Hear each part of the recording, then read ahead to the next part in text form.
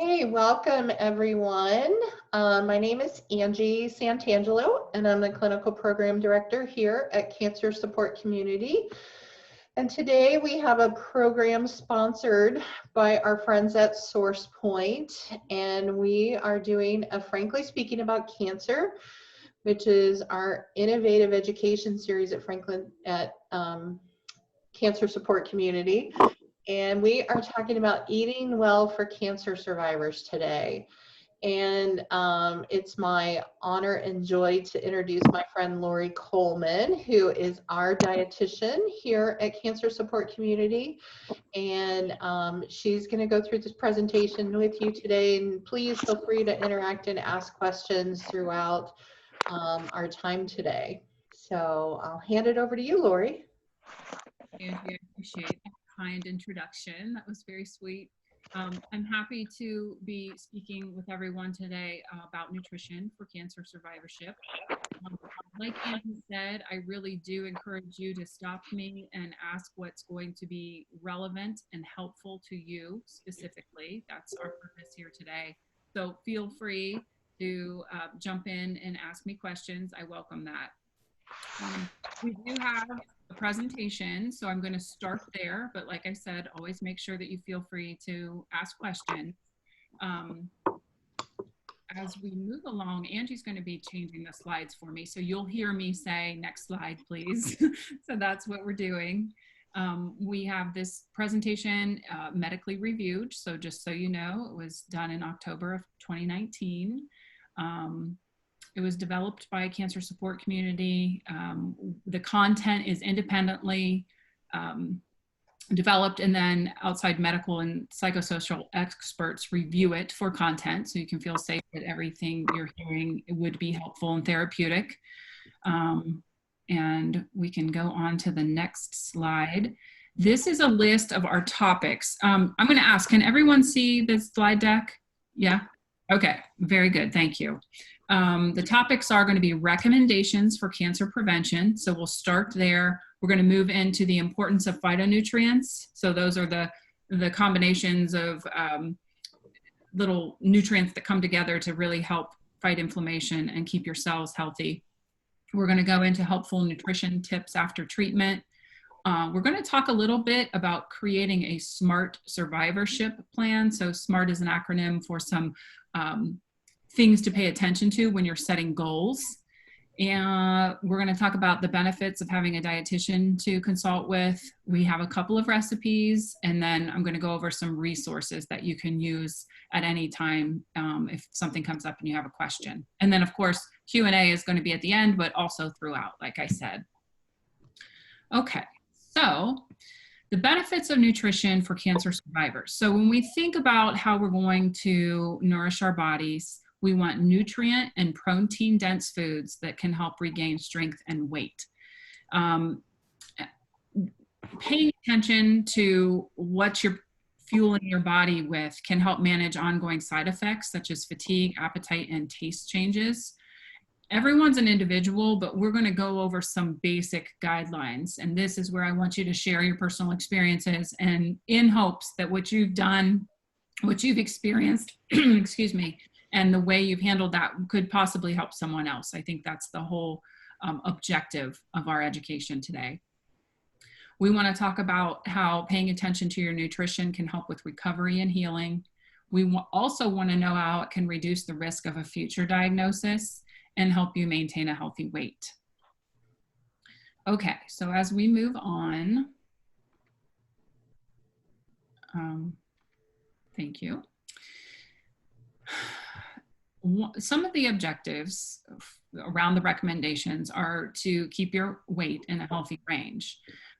Being physically active in everyday life can help benefit, as you know, in multiple areas, but also in weight management.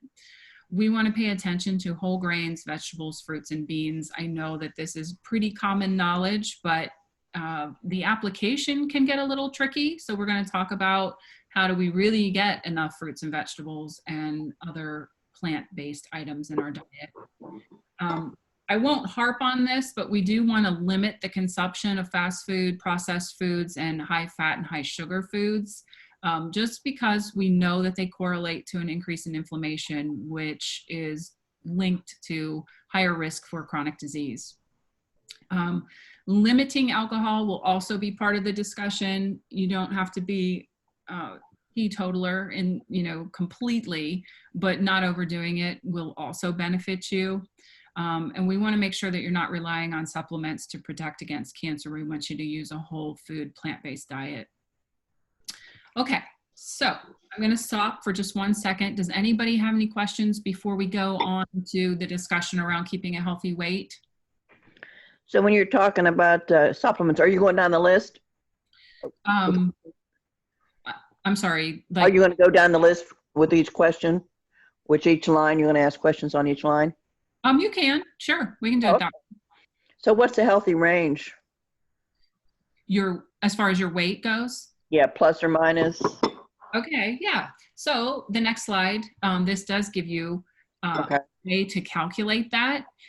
It's called body mass index. It's simply a ratio between your height and weight. So although, there's a bunch of factors that can contribute to make this a little less pertinent, it's still a good guide. So you take your weight in pounds and divide it. It's actually listed there on the math portion of it is listed on the slide. And then you divide that twice by your height in inches. Oh, sorry. Oh, that's okay. I was trying to move your picture and I moved the slide. That's okay. And then you take what you get there, the number, and multiply that by 703. And that is your BMI. And then you can take that number and put it into the classification of underweight, normal weight, overweight, or obese. And of course, our objective is to stay between 18.5 and 24.9. Okay. There are some studies that show us that a BMI of 27 is where the lowest comorbidities or the lowest mortality rate is. So I have people not panic if they're outside of 24.9 by a point or two, because it doesn't look like that's a huge problem.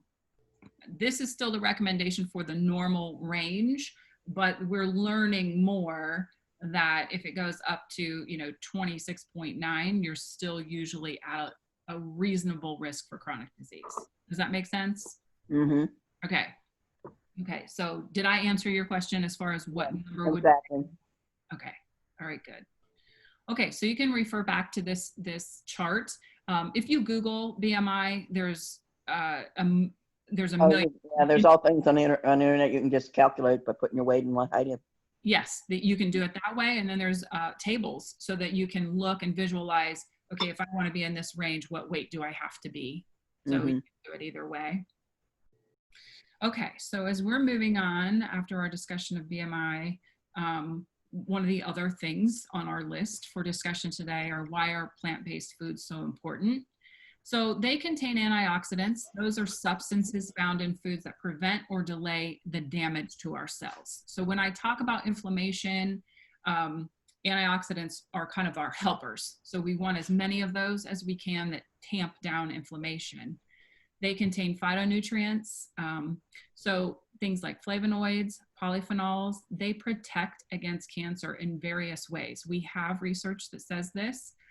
So an example, like when we talk about application and bringing this into our diet and what we do on a daily basis, grapes and berries provide polyphenols which can help prevent inflammation, and we know that.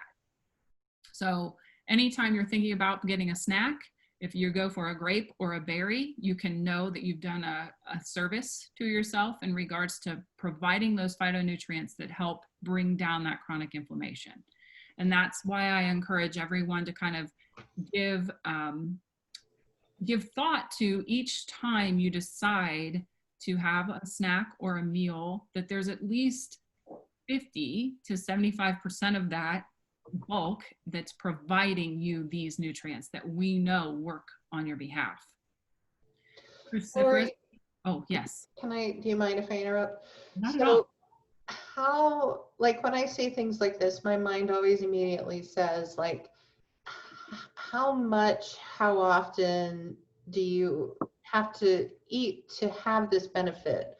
Like if I just have one serving, like, does that help? Or is this like something that helps after I've done this for so many days in a row, or like. Yes. So when you think about the energy that you're providing, I always have people look at it on a 24-hour interval, just because getting too far down the road is overwhelming. You know, planning for days or weeks on ends is kind of hard. So 24 hours at a time. And yes, the number, the amount matters. So we're looking truly for 7 to 9 servings a day. So if it's a vegetable and it's cooked, that's a half a cup. So like when we get ready to talk about the cruciferous vegetables, broccoli, cabbage, Brussels sprouts, we know that the nutrients provided there work to reduce heart disease in particular, other chronic disease as well, but heart disease in particular because it's been researched more. So if you happen to steam a cup and a half of broccoli and to add that to your salmon for lunch, you've taken 3 of your 7 to 9 vegetables and handled that, right, with one meal. And that is, when we get to goal setting, you'll see how important it is to have that measurable goal. You know, knowing 7 to 9 is the goal, taking care of 3 to 4 of those each meal, it's very doable. And then you get to feel the benefits of success. We know that having that flood of chemicals that come with when you look back on your day, I got my 7 to 9, I did what I could do to help myself, that gives us that change in our chemistry that is positive and anti-inflammatory. Okay. Does that make sense? Yes. Every day. It's like bottom line, every day. So you do what you can each day, and it helps to have a goal, you know, to have a measurable, attainable goal. And we'll talk about how to do that, how to set that up. So on day 1, does it help prevent inflammation? Absolutely. We know that the telomeres, like the length on a cellular level, they lengthen. You know, the longer your telomeres, the healthier you are, the more likely you are to have longevity. We know that happens almost immediately. That's the beauty, is like you can make this choice and make this change any moment. Okay. Yeah, I think that's the positive piece that I love. Is every day going to be perfect? No, but the next moment is an opportunity to turn it to a place where you're putting your best foot forward on your behalf. Great, thank you. You're welcome. Okay, so we're going to talk a little bit about nutrition after treatment. We know that some people have side effects that continue after treatment, so that's not rare or strange. That happens.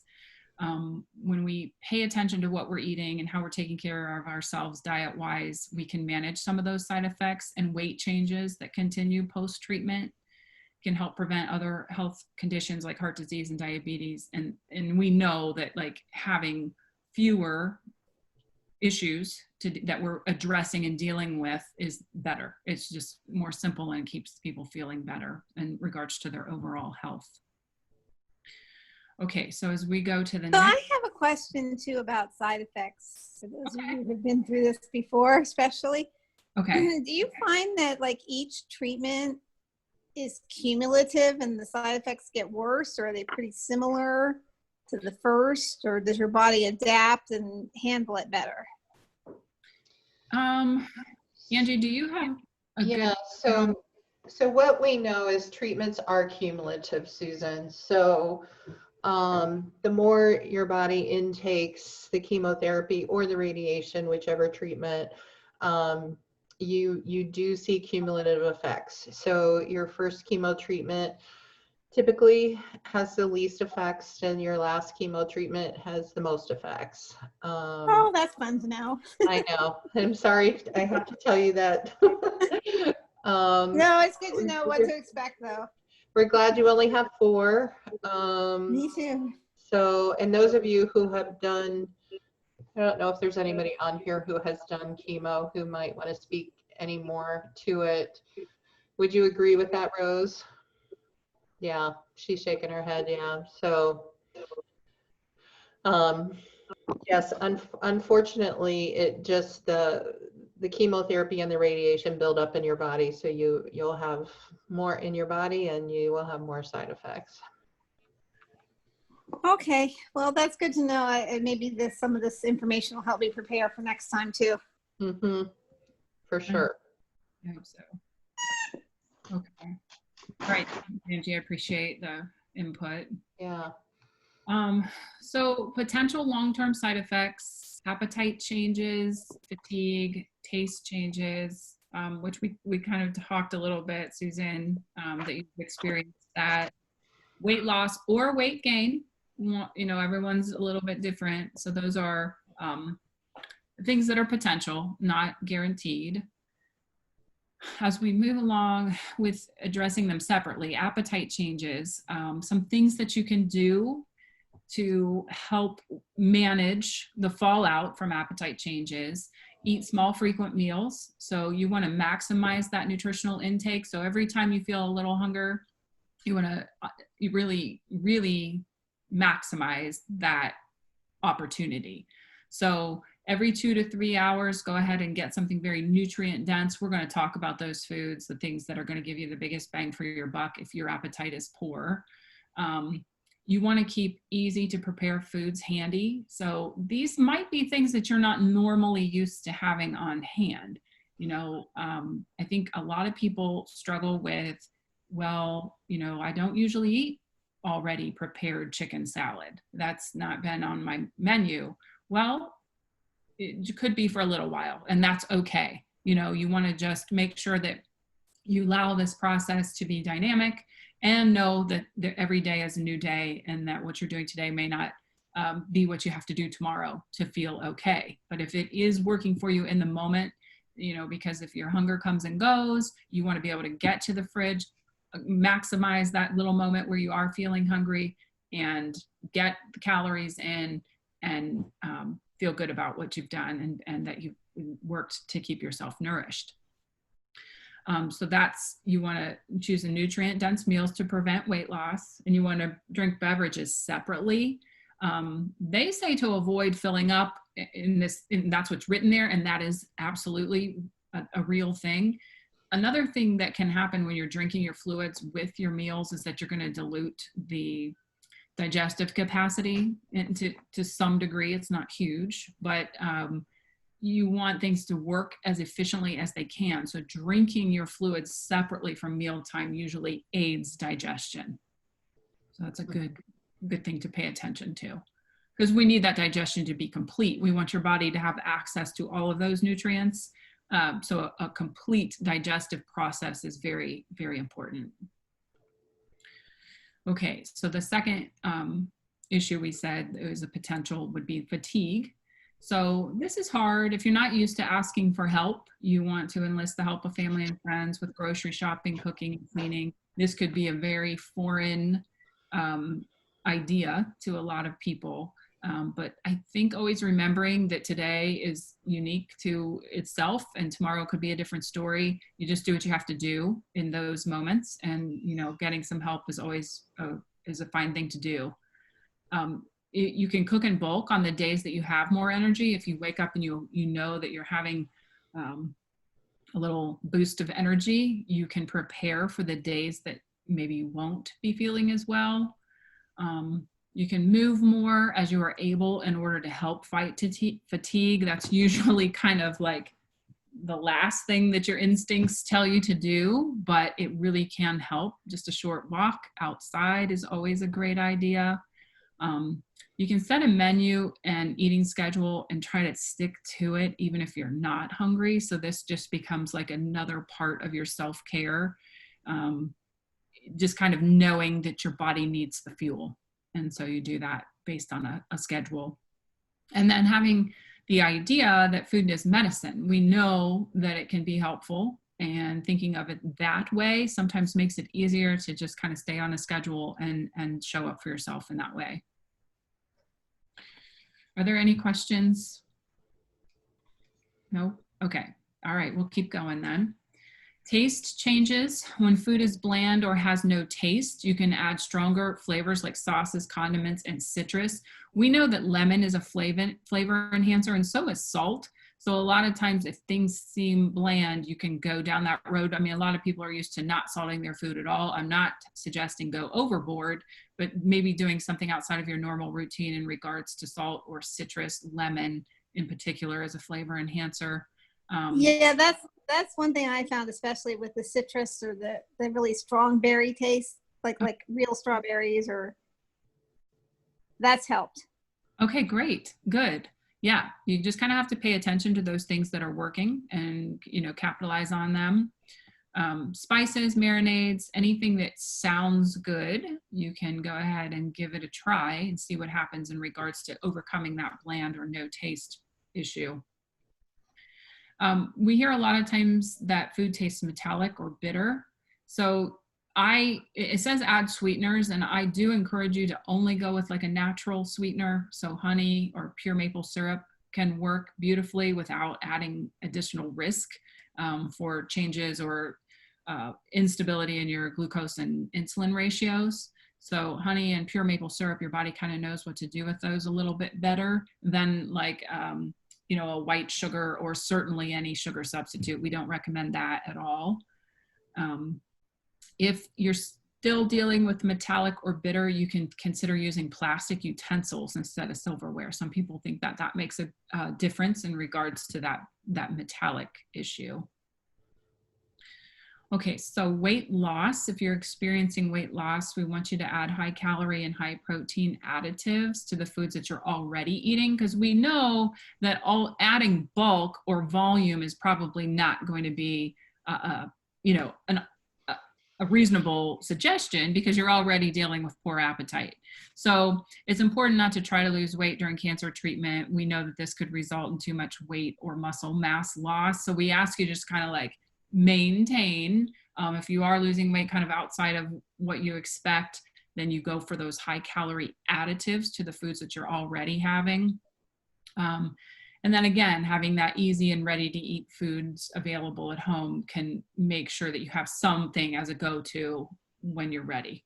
So the next slide should be, yeah, these are the suggestions on ways to add extra calories. So for example, if you're having oatmeal for breakfast, you could add peanut butter, which we know is 190 calories for 2 tablespoons. So when you talk about volume for nutrient or energy, so the calories, there's not much that is more calorie dense than peanut butter. So it's a good source of healthy fats. It's a good source of protein. We like the way that stabilizes glucose and insulin ratios. So that would be a great addition to your oatmeal. Dried fruit, the volume isn't big on dried fruit. The water is gone, so you're getting all of those complex carbohydrate calories in dried fruit for not very big volume. Granola, chia seeds, whole milk. So when you talk about adding calories and nutrients for not much volume, you want all of the fat there. So you wouldn't really go with like a skim milk where the fat is all gone. You would go with the whole natural product so the fat and the carbohydrates and the protein are in the right combinations. So that's like a macronutrient distribution that's therapeutic. So you could try whole milk. You could use pure maple syrup or honey, like if you wanted to add that for like an oatmeal breakfast. For lunch, if you were going to have some soup, you could add olive oil, heavy cream or whole milk, cheese, sour cream. I like the last two. I like avocado and nuts because we're talking plant-based there and very nutrient dense. Avocado is a great source of fiber as well as monounsaturated fat. And all nuts and seeds are also good sources of healthy fats. Okay, so if you have the other problem and you're gaining weight, you want to think about avoiding those higher calorie foods made with rich, creamy sauces, cheese, oils, or fried foods. You just take a break on those so that your body can kind of regulate.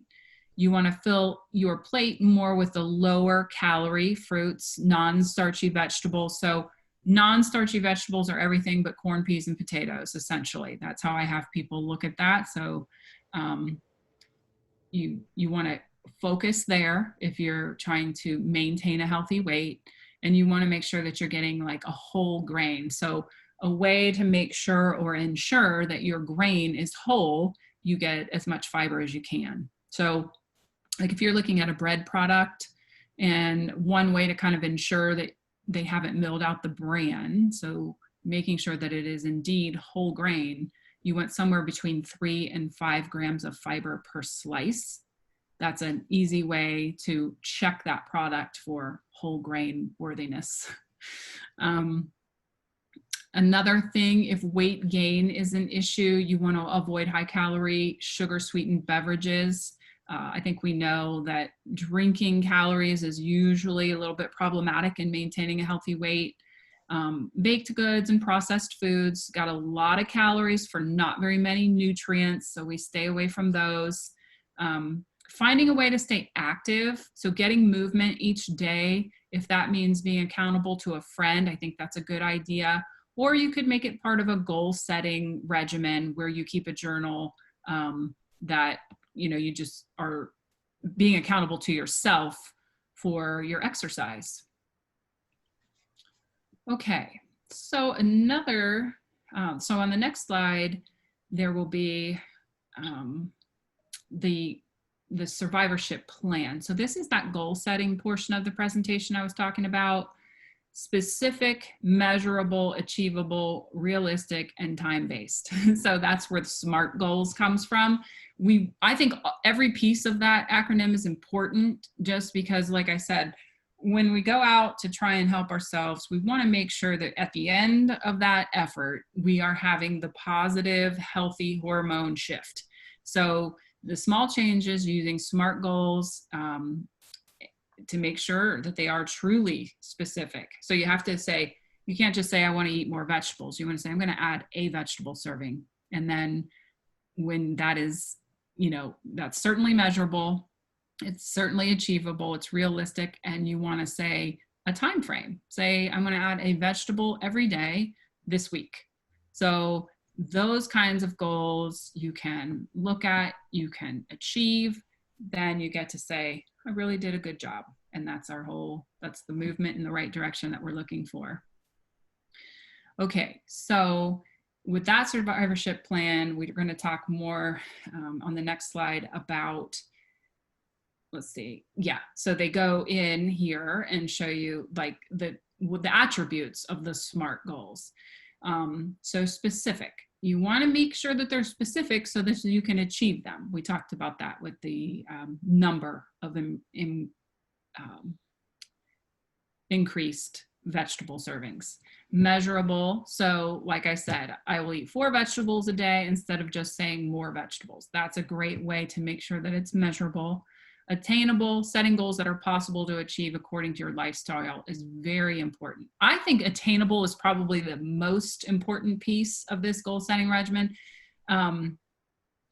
because we need to feel like we succeeded.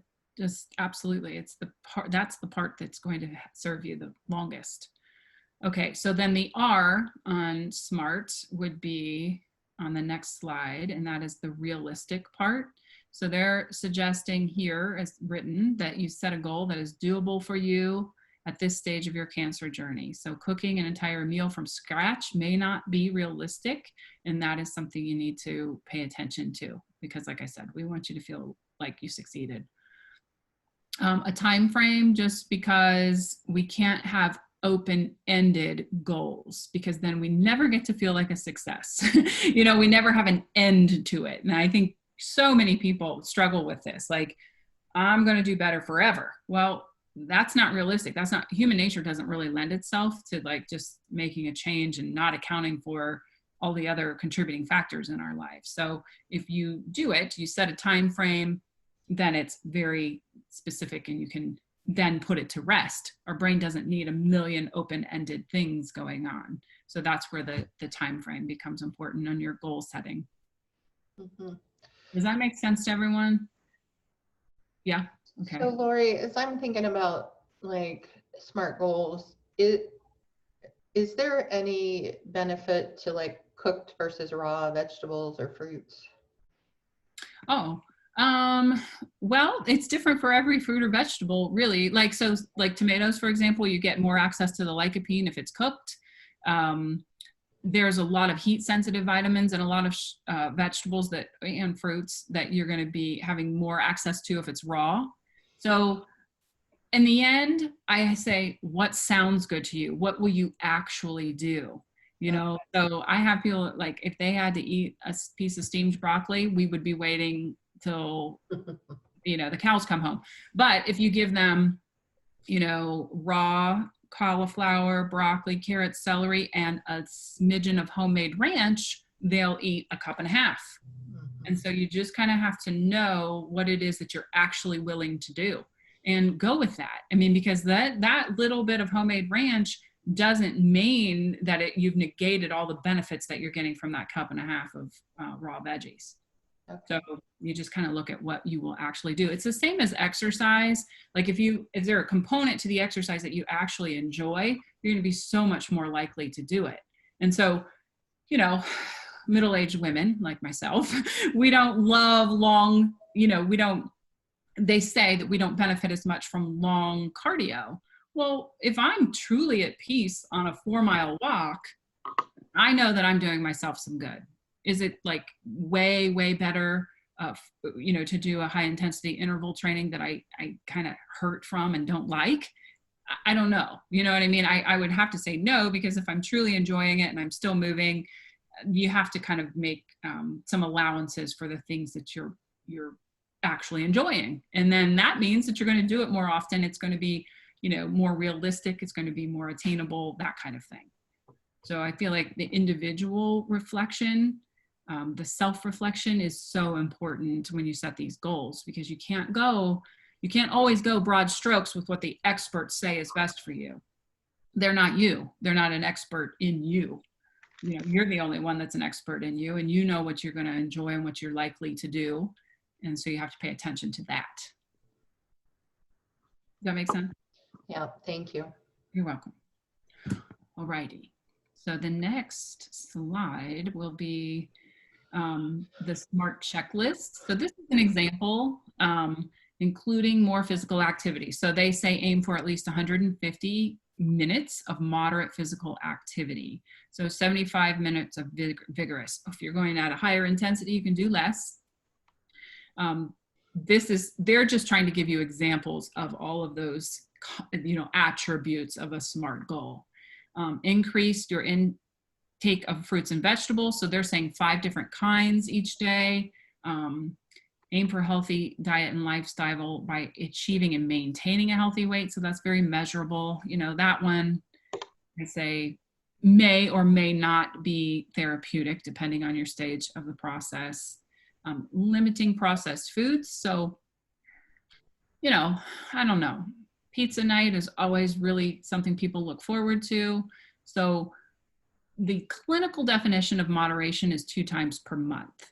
So when we say limiting processed foods, you know, if pizza brings your friends together or your family, and this is something you all look forward to, I would plan to do that a couple times a month. You're still within those parameters for moderation. And there's benefits outside of, you know, just exposing yourself to maybe a little bit of processed food. You get the community, you get the support, you get the interaction. And so I always encourage people to consider those other positives that are happening around a food that you might consider, you know, off limits or an indulgence or something you think you shouldn't be having. You got to consider what that does for you in the bigger picture. Okay, so moving down the list, we know that AICR, which is the American Institute for Cancer Research, recommends no more than 12 to 18 ounces of red meat per week. So that is a pretty definite recommendation. So we know that that correlates to a lower risk of cancer. So it's something that I think you could pay attention to. And then avoiding alcohol. So we're saying no more than 1 drink per day for women and 2 drinks a day for men. I think that that's a very liberal limit. I would say a drink a week if I was putting my 2 cents in from my experience anecdotally with people and how it goes. So it's a lot of work to metabolize alcohol for your body. So that is something that you could reflect on and decide what's a good way to address and keep in moderation for yourself. Okay, so an oncology dietitian, this is someone that has CSO after their name. So that means that they are board certified specialists in oncology nutrition. So that's something that you could look for when you're looking to consult with a nutrition professional. This next slide is an example of a couple, well, we're going to have a couple of different recipes, but this is a kiwi green smoothie. So when we talk about trying to make the most of when that, you know, hunger, when you've had enough energy to prep some foods and you're going to make this smoothie, you're going to put 2 kiwi in there, a banana, a half a cup of plain Greek yogurt. We're going to. So this looks good. Are you going to share these with us, like email the recipes out or the slides out? Oh, Yes, sure. yes, we definitely can do that. Yes. And that, you know, sweetening with just the natural sweetener, the honey, but the fresh kale in there, that's lovely. You could even, you don't have to use 2% milk. You can thin this to whatever consistency you like with water or almond milk. Some kind of cow milk alternative would be just fine in this recipe. You just get those in your blender and get that taken care of. And look at, you've taken care of 1, 2, 3, 4 fruits and 1 vegetable in your smoothie. So talk about moving very quickly towards your fruit and vegetable goal. This really is helpful. Does that mean you're counting a banana as 2 fruits? Yes, a serving is a banana serving is considered half a banana. Yes, so 1 whole one, 2 of your 5 to 7 a day is taken care of. So yeah, we will share those. Some other helpful resources are listed here. There's a whole bunch of websites, the cancersupportcommunity.org, lots of things that you can search there on nutrition. American Cancer Society, I mentioned the American Institute for Cancer Research. They have a lot of recipes and nutrition information. And then savorhealth.com. So I think that'll be a really good, we'll share the slide deck with you so that you have access to those resources. The Cancer Support Helpline number is listed here, and you can see it's a wealth of information at your fingertips. There's licensed staffed mental health professionals and resources available to you literally, you know, Monday through Friday from 9 a.m. to 9 p.m. So anytime in there, if you have any questions about anything, truly anything in regards to your journey, they can give you support and resources to turn to. Yeah, and for those of you who don't know about our Open to Options program, if you are in a place where you need to make a treatment decision, and so that may be at the beginning of your cancer treatment, it may be in the middle, it may be near the end of, do I move on, do I try a different regimen, whatever it may be, Open to Options is a 45-minute session where we spend together and talk about kind of what you know about your treatment, what your values are, where you are in your life right now, what's important to you. And then we come up with a specific list of questions to take to your doctor to figure out what's best for you. So we don't offer what that decision would be, but we just help you to think about all the things that need to go in making a decision about treatment. And then, you know, this is one of our Frankly Speaking programs. We also have a lot of Frankly Speaking programs in our library or on cancersupportcommunity.org, which is our headquarters website. There's a lot of educational material there also. And then lastly, our Cancer Experience Registry is so our Cancer Experience Registry is a research project, and it's a longitudinal research project where you would go on and you would join the registry, and it asks you questions about the cancer journey from your moment prior to diagnosis, treatment, and then survivorship. And through the registry, the Research Institute at Cancer Support Community, which is in Philadelphia, they aggregate these results, and it really helps us to provide, helps us to understand what's important to you as cancer survivors. And we actually just had the latest report released last week, and I haven't been able to read it yet, but I'm super excited to see what's happening. Because this report often informs the programs that we provide. We also share it with our local medical community so they know what's important to you. And then lastly, we share it with our Policy Institute, which is in DC, and they are advocating for patient rights on Capitol Hill. And so this also is a way for you to share with them what you're thinking. So if you haven't done the Cancer Registry Experience Registry yet, it's a great way to get involved and be a part of some research to really help and inform the medical community about what's important to you. And if you're interested, I can give you the website to get on and to do that. This is just a timeline of the registry. It started in 2019. We're in 2020 right now, so we have 7 years worth of results in there. And so one of the things we found out early on is that people were experiencing long-term effects of chemo and radiation, and we just didn't know that before because people didn't live long enough in the past to have long-term effects. But now we're living longer and we're learning some of these things. So here's the website. You go in, there's an informed consent because it is a research project. Submit your email, complete a profile, and then you can go on and share your experience. And I will email these slides to you. So I see some of you taking pictures and writing down, and we will we'll send this to you. So Yeah, thank you. I was going to say this. I would do this.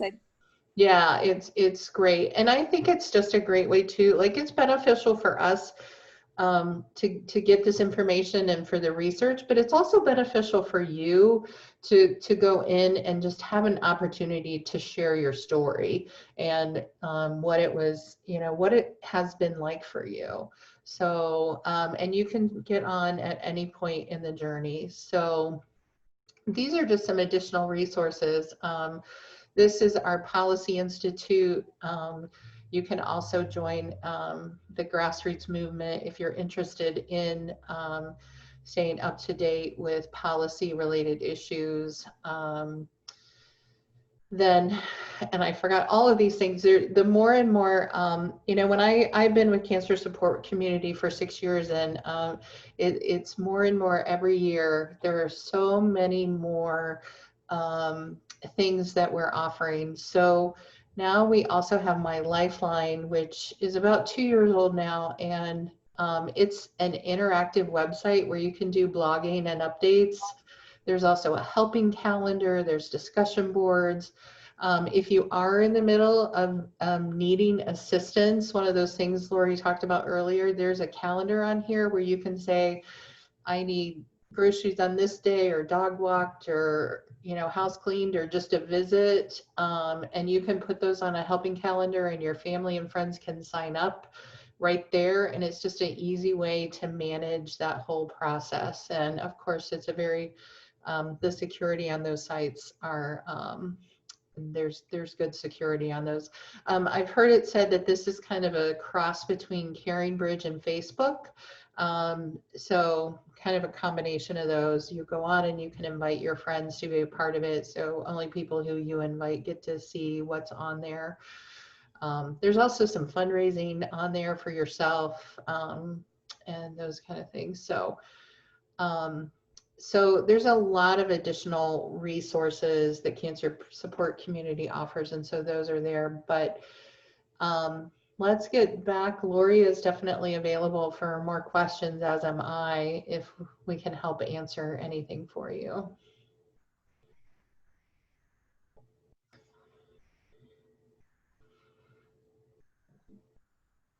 So I guess Lori or Angie, is there like a market diet or something, like a meal plan that's out there? My husband was asking because he's my meal prep guy. As far as, just meal plan. Here's a good selection of meals for the week and recipes. It's a great question. That is a great question. So Angie, I have an idea. Do you have anything that is sanctioned by cancer support community? We do not. Okay. So there is a website that is called Eat This Much. So literally eatthismuch.com. Eatthismuch.com. Yeah. And I'm always kind of taken back by the amount of information that's at your fingertips for free. So you can go in there and you can put as much information as you want about yourself. Like if you have specific goals as far as your weight goes, or what you intend to do as far as how many meals a day, that kind of thing.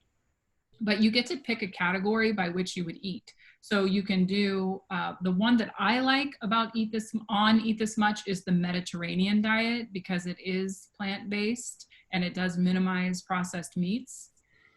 So it addresses a lot of the things that we think are important in regards to cancer prevention. And so you can select that, and then it gives you 1 million options for meals. Like literally you could go every day and get 3 to 4 new options. You can amend it by the things that you prefer and like, and things that would actually be reasonable for you to prepare for yourself. So you don't have to sift through things that are, just don't sound good to you. Or if there's a specific food that you're intolerant to, or things that you just know that you want to avoid, you can do it by the food. You can do it by category. So in regards to meal planning, I feel like it's a wealth of help. That sounds good. Okay. Yeah. Eatthismuch.com. Mm-hmm. And you'll see that there's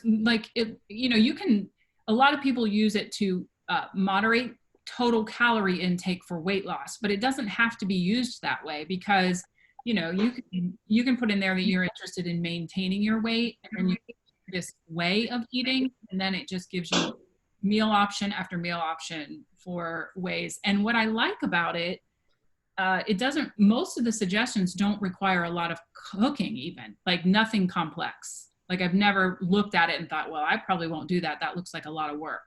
It's not like that.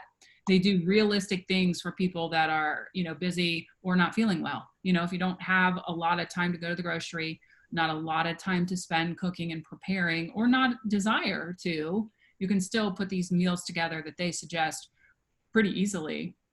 And so when we talk about those goals being attainable and reasonable, I feel like Eat This Much helps a lot in that regard. Does it talk much about like foods to help that energy boost? I mean, obviously the biggest problem I had besides the constipation was just like felt like I got hit by a truck, no energy. And so I'm just wondering if there's like foods I can eat to help promote that as I get further from the treatment. Right.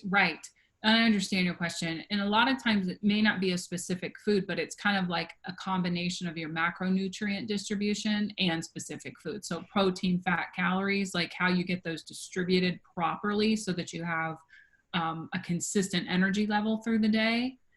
Eat This Much, when you're getting your meals guided by the Mediterranean umbrella, those macronutrients will be in the right distribution. So when you think about trying to maintain energy, that was an absolute reasonable way to maintain your energy level. Did that make sense? Like you're just going to get the right combination of foods to maintain energy. Yeah. Yeah, I couldn't get myself off mute there for a second, but yes. Oh, okay. All right. Yes, thank you. Yes, you're welcome. What about, you hear about like food subscription services like Purple Carrot or Sunbasket? What about those? I think that they're lovely if they're part of your budget.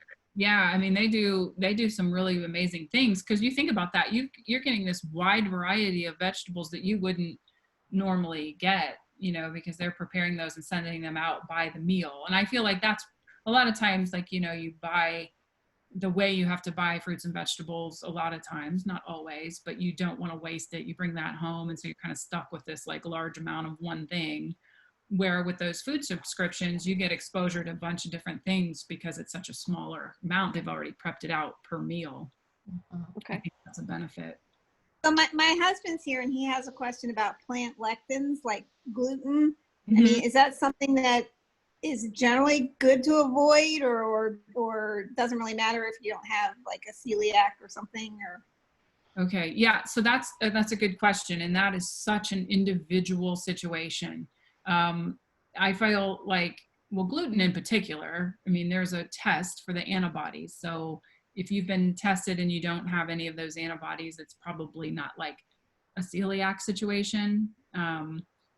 People do report being intolerant, so that's not celiac, that's just an intolerance.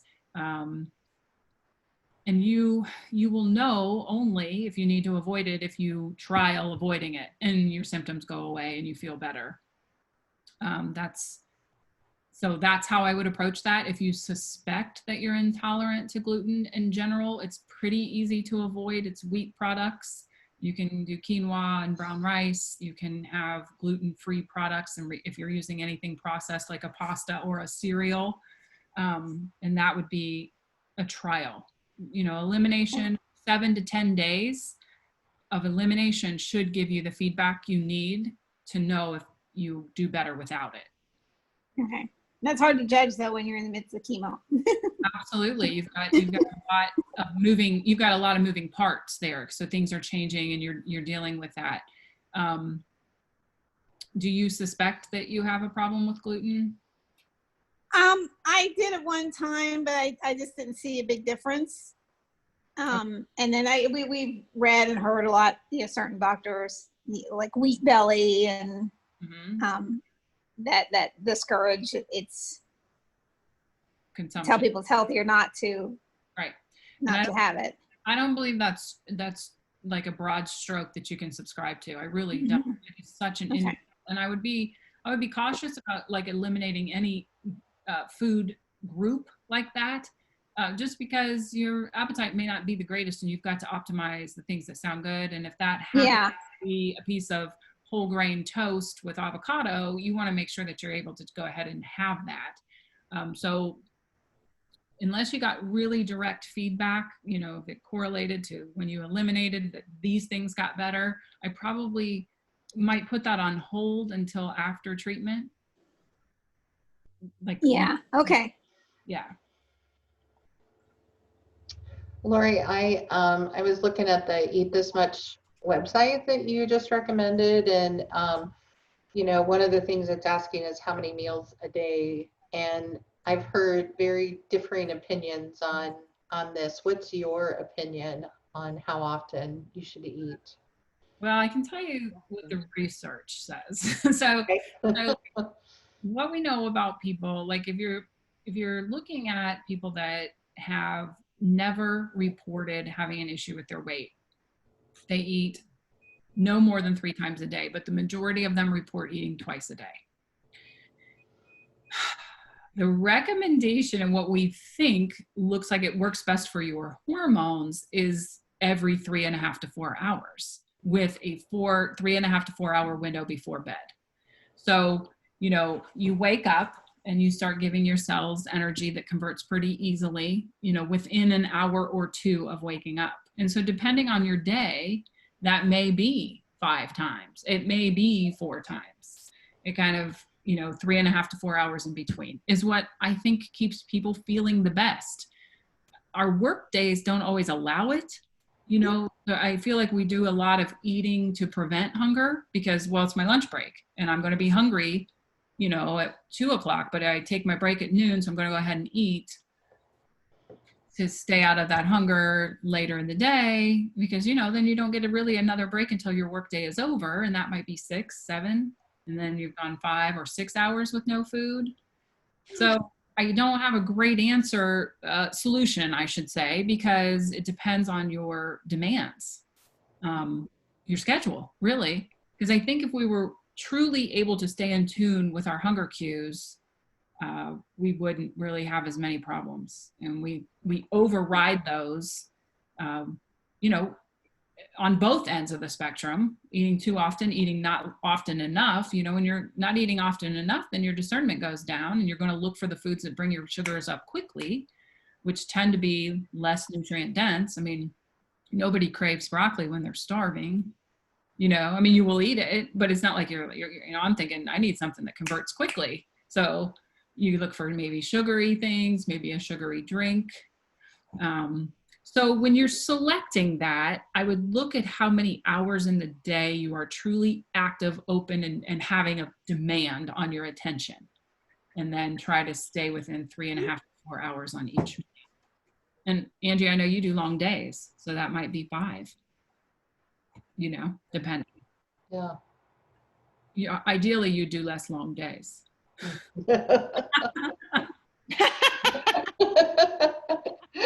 Not on this call. I hear you. I hear you. Thank you, my friend. You know how I feel about that. So now that so many of us are working from home, unfortunately, the refrigerator is just right down the steps. You're not kidding. I hear that a lot. Yeah. I hear a lot that it's just different. And so a lot of people are reinventing the wheel right now. When we're home and our entire, you know, regimen for the day has been disrupted, we do have to get very good at self-reflection and trying to understand, why am I looking for food? Am I actually hungry? Am I bored? Is my energy lagging? What is it that's prompting me to go get food, where if your mind was engaged like in your normal work setting, you might not do that. Yeah. So not to mention the isolation. Like, our current situation is unprecedented. We don't really know what being isolated does to us long term. It's going to be a long time before we know what actually happened here and what it prompted. So I think you just have to kind of exercise a lot of self-reflection and just stay in tune with yourself and trying to really be honest with why you're doing what you're doing. You know, it could be, I mean, I have people tell me all the time, I just feel lonely. I don't like this. I'm used to being with people. I have a really good friend that's a school teacher. I mean, she almost cried. I was talking to her yesterday. She almost cried because she misses kids. She's just like any kid. It doesn't mean a specific kid. She just wanted to be around kids. That's what she's dedicated her life to doing, is, you know, teaching kids. And she misses that. And so that's leaving her kind of emotionally disturbed. And then you start trying to fix that. And a lot of times we know that the feel-good hormones come up when your blood sugar comes up. And so you'll start using food differently than you may have in the past to soothe. Well, I am going to say thank you, Lori. I'm going to Thank you. You're welcome. end our recording.